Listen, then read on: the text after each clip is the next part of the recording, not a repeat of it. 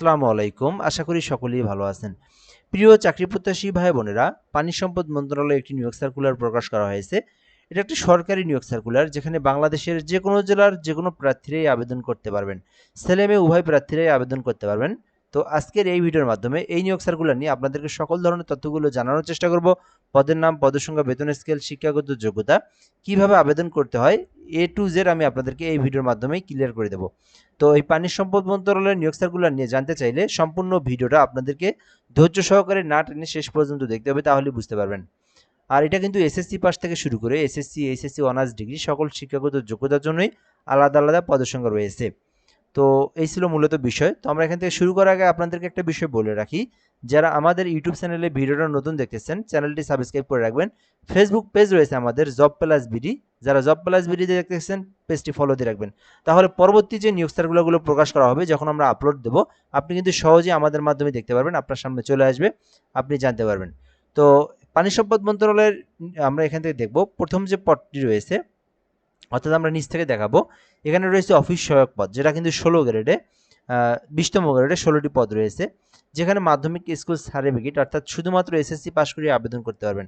তো এটাতে আবেদন করতে চাইলে শুধুমাত্র এসএসসি পাস করলেই আবেদন করতে পারবেন, যেখানে কিন্তু মোট 16টি পদ রয়েছে। এটাতে আবেদন করতে আর কোনো অভিজ্ঞতা বা কোনো কিছুরই প্রয়োজন নাই, জাস্ট এসএসসি পাশে আবেদন করা যাবে। 2 নম্বর পদের নাম অফিস সহকারী কাম কম্পিউটার মুদ্রাক্ষরিক, যেখানে 16 গ্রেডে 9টি পদ রয়েছে। তো এই অফিস সহকারী কাম কম্পিউটার মুদ্রাক্ষরিক এটাতে আবেদন করতে শিক্ষাগত যোগ্যতা প্রয়োজন উচ্চ মাধ্যমিক অর্থাৎ এইচএসসি পাস। যারা শুধুমাত্র এইচএসসি পাস করেছেন এবং কম্পিউটার সম্পর্কে বেসিক নলেজ জানা রয়েছে, বেসিক টাইপের কাজ জানা রয়েছে, আপনি কিন্তু অফিস সহকারী কাম কম্পিউটার মুদ্রাক্ষরিকে আবেদন করতে পারবেন, যেখানে মোট 9টি পদ রয়েছে। 2 নম্বর পদের নাম কম্পিউটার অপারেটর, 2টি পদ রয়েছে 13 গ্রেডে। তো এই ক্ষেত্রে শিক্ষাগত যোগ্যতা চাওয়া হয়েছে কোনো স্বীকৃতি বিশ্ববিদ্যালয় হইতে বিজ্ঞান বিভাগে স্নাতক অথবা ডিগ্রি, অর্থাৎ যারা সায়েন্স ডিপার্টমেন্ট থেকে অনার্স পাস করেছেন অথবা যারা ডিগ্রি পাস করেছেন, আপনারা কম্পিউটার অপারেটর পদে আবেদন করতে পারবেন। এখানে কিন্তু অবশ্যই কম্পিউটার সম্পর্কে টাইপের বিষয়টা জানাতে থাকতে হবে, অর্থাৎ টাইপিং কাজ পারতে হবে। অন্যান্য বিষয়গুলো আপনার জানা না থাকলে হবে, তবে টাইপটা অবশ্যই আপনাদেরকে জানা থাকতে হবে। অবশ্যই সায়েন্স ডিপার্টমেন্ট থেকে অনার্স অথবা ডিগ্রি পাস করলে আবেদন করতে পারবেন।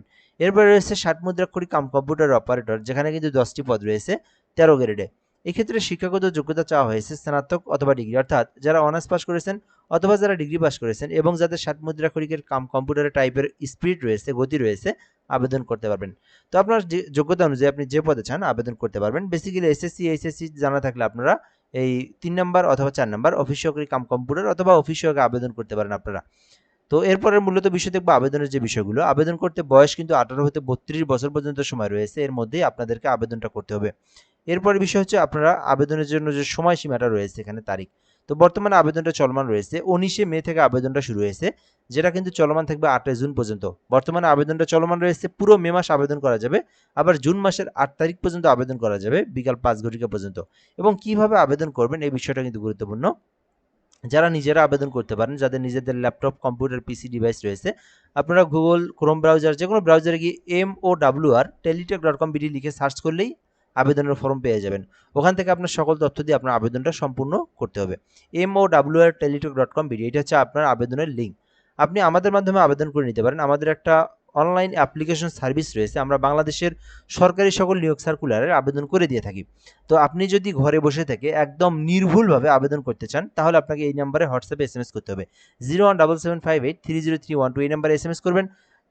আবেদন করতে যে ইনফরমেশনগুলোর প্রয়োজন ওগুলো আপনি আমাদেরকে দিবেন, আমরা আবেদন করে দিয়ে আপনাকে অ্যাপ্লিকেশন কপির পিডিএফটা আপনাকে সঙ্গে সঙ্গে পাঠিয়ে দেবো। তো চাইলে আপনি ঘরে বসে থেকে আবেদন করতে চাইলে এই নাম্বারটিতে যোগাযোগ করতে পারেন।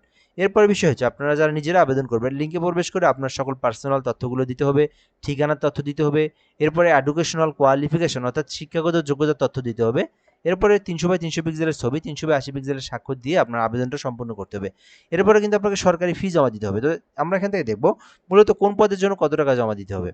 কেউ যদি 1 থেকে 3 নম্বর কর্মীকে আবেদন করে থাকেন তাকে 112 টাকা, এবং কেউ যদি 4 নম্বর কর্মীকে আবেদন করেন তাকে 56 টাকা পেমেন্ট ফি, সরকারি ফি এটা জমা দিতে হবে। এবং জমা দেওয়ার প্রসেসটা হচ্ছে MOWR স্পেস ইউজার আইডি লিখবেন, দেন 163 পোল টু নাম্বার সেন্ড করে দিবেন। পরবর্তীতে পিন নাম্বার দিয়ে আবার 163 পোল টু নাম্বার সেন্ড করে দিলে আপনার আবেদনের পেমেন্টটা কিন্তু হয়ে যাবে। দেন আপনার আবেদনটা কিন্তু সাকসেসফুলি হয়ে যাবে। তো আবেদনটা করতে পারেন আপনারা। এটা কিন্তু সরকারি স্থায়ী রাজস্ব খাতভুক্ত নিয়োগ সার্কুলার, যেখানে বলা হয়েছে বাংলাদেশের প্রকৃত যে কোনো নাগরিকেরা আবেদন করতে পারবেন, অনলাইনের মাধ্যমে আবেদন করতে হবে।